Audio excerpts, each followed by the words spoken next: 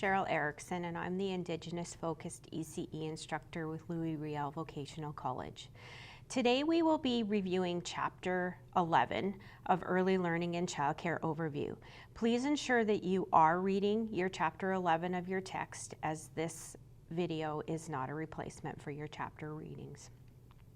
Chapter 11 discusses kindergarten children and what kindergarten looks like today, as there's been many transitions and changes in kindergarten in recent years.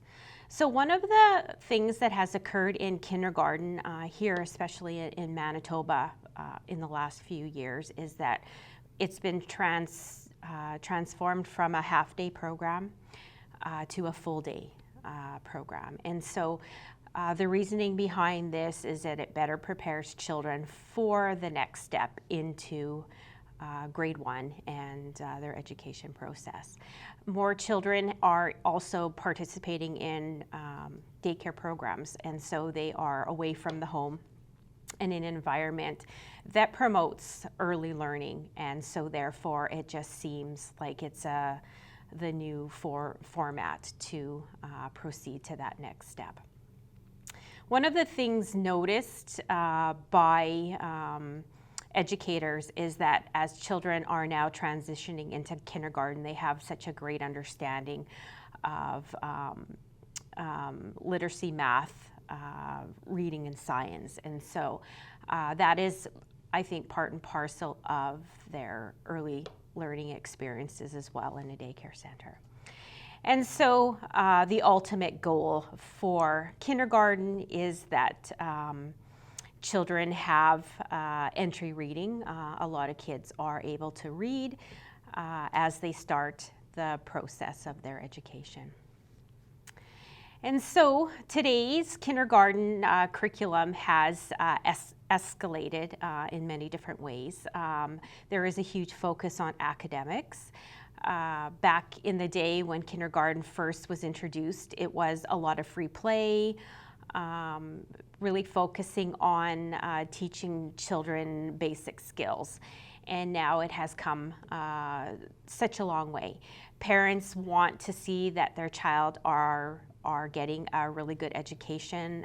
They want their child or their children to be very successful in the future. And so there are higher standards, testing, high quality education, high quality care is the new movement. Who attends kindergarten? Entry requirements are different for different provinces, from Canada to the United States. Here in Manitoba, children do not have to attend kindergarten. Kindergarten can be skipped, and when you're of age, you can move into grade 1. However, kindergarten is highly recommended because it does prepare children for grade 1, and which is really the start of their education. And so we've heard the term redshirting, and that is parents have had the option in the past to delay kindergarten entrance until children had built on more skills, so they would be more successful, they would do better as they entered into that process. Children who attend kindergarten, looking at their development, tend to have higher reading levels. Math scores in studies showed that they were a little bit behind. Children who don't attend kindergarten, are more likely to repeat grade 1.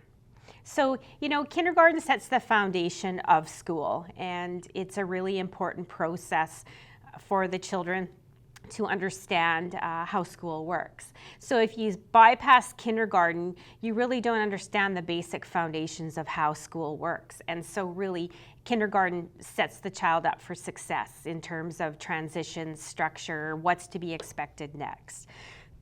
It's a really important process. What does a kindergarten program look like?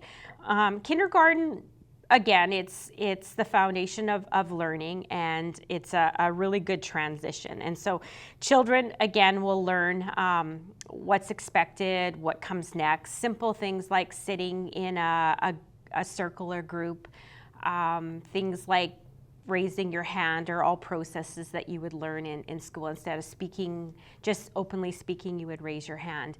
We have full day, half day programs. School is structured differently from kindergarten to grade 1. We see more half day splits. Kindergarten, grade 1, grade 2 splits. So that is more child-centered learning, where a child can proceed to the next grade, but maybe is still doing some of kindergarten and grade 1, or grade 1 and grade 2 work.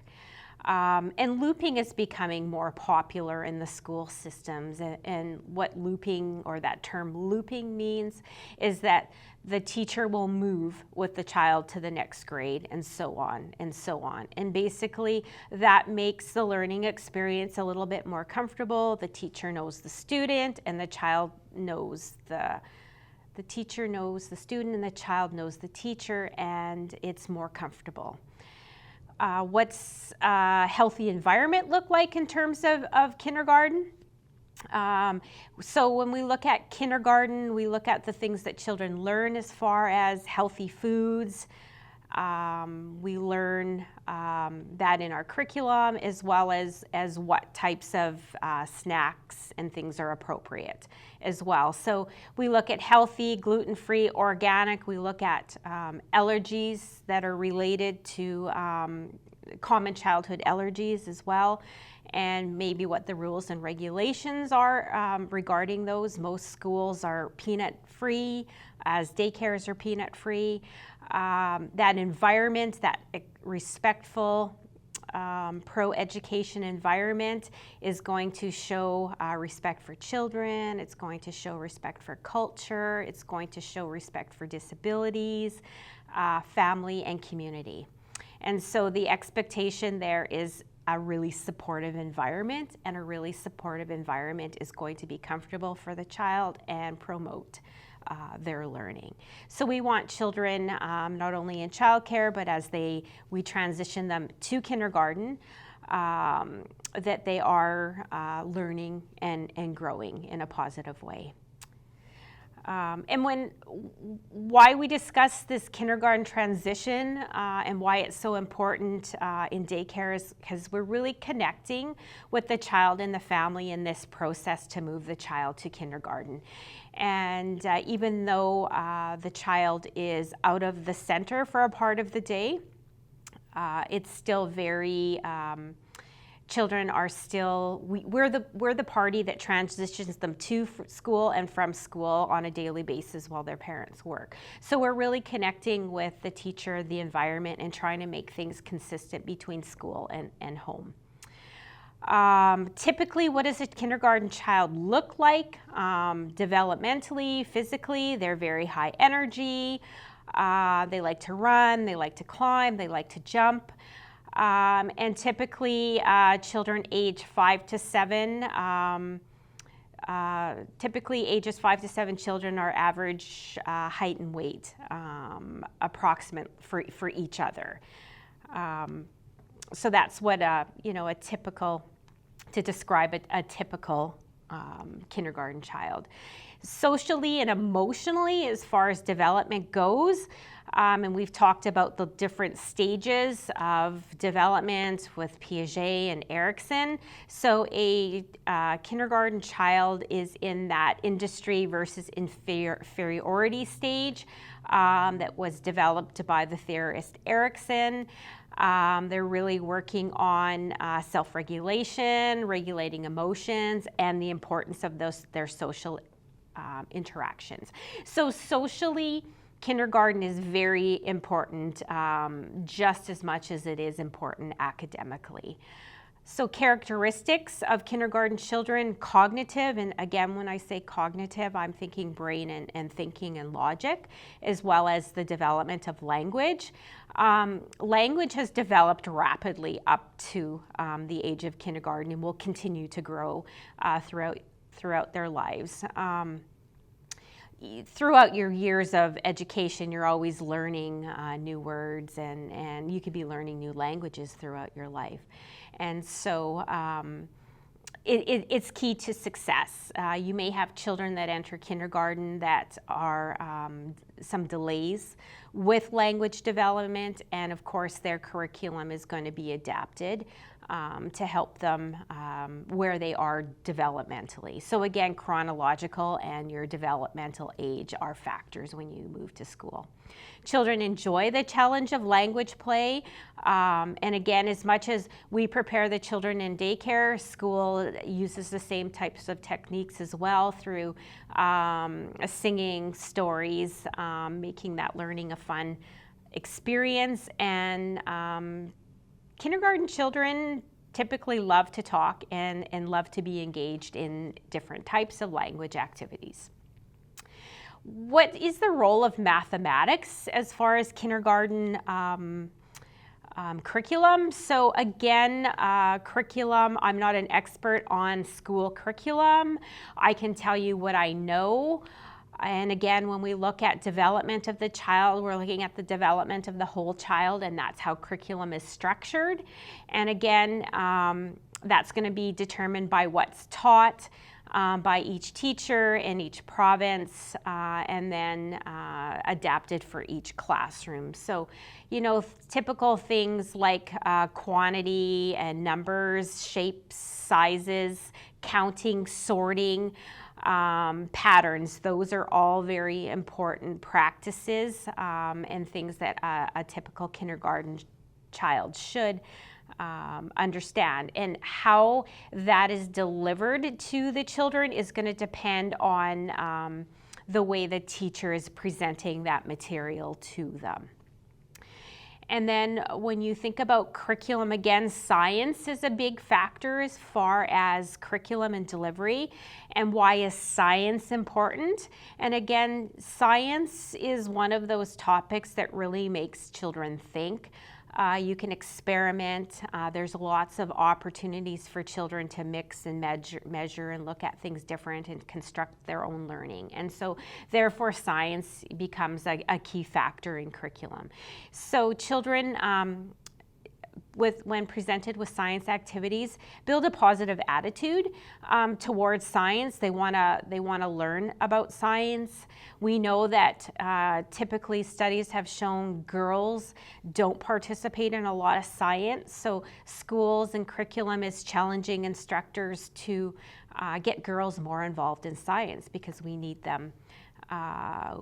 There's going to be a lot of science-related technology, those STEM types of fields that will look to attract